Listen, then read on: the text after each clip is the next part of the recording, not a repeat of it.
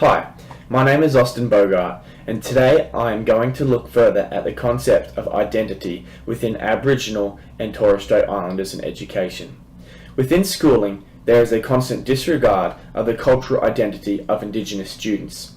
This has continued to take place due to the teachers' naivety and through assumptions, leading these educators in potentially providing good lessons to their students as a whole, but not necessarily good lessons for all their students.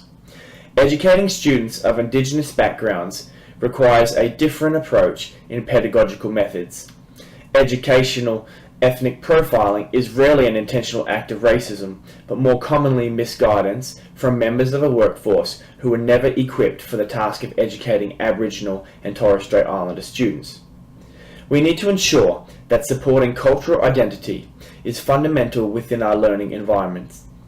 Course readings have shown us that working close with the local Indigenous community can significantly improve aspects of the learner's identity, motivation, growth, and progress in the classroom.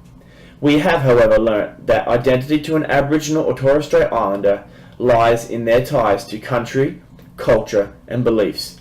They have been connected to the land and the sea since the beginning, and these things give them a sense of belonging and strength as they relate to their community, land, family, and supportive environment around them.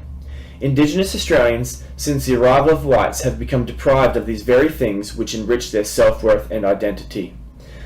I've chosen a song called Freedom for my example. This song is a motivational anthem to those who are struggling with finding their identity. Freedom is performed by Mal Power, who is Torres Strait Islander, featuring Archie Roach, a well-known Indigenous Australian from Victoria. This song strives for unity as it embraces their cultural past and welcomes all listeners to overcome the stereotypes placed on Indigenous people.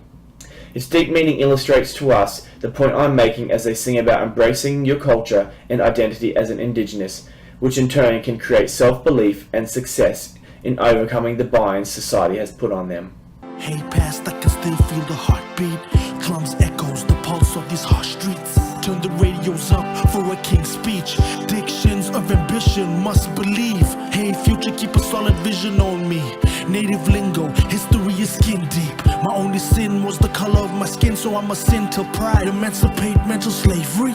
And they said we would fail in time. Showed them up, we stood the test of time.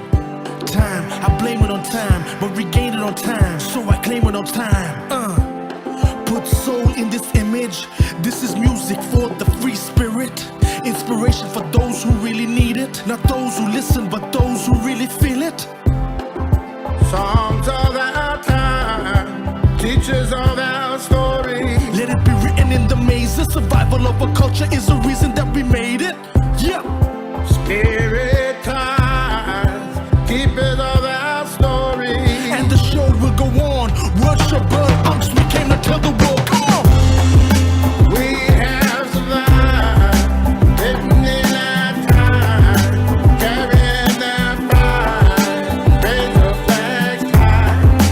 We have survived, keepers of our time, carrying our pride, singing out freedom, freedom.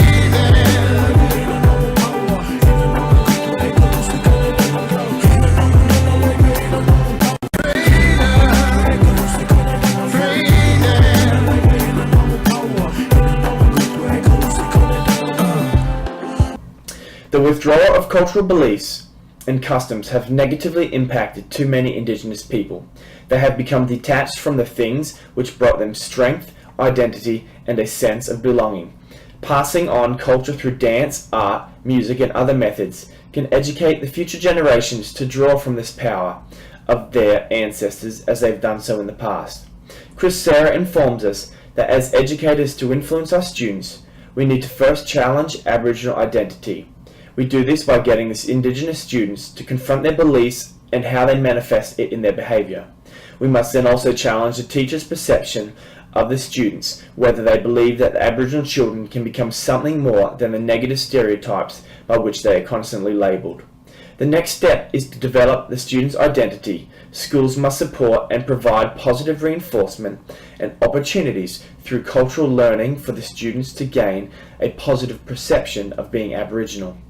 The third step is to allow these Aboriginal students to embrace their Aboriginal identity. As they draw from the power within, they can succeed in developing a strong and smart, unfailing Aboriginal identity. In conclusion, I would like to repeat the words of Mao Power. Survival of a culture is the reason that we made it. Thank you.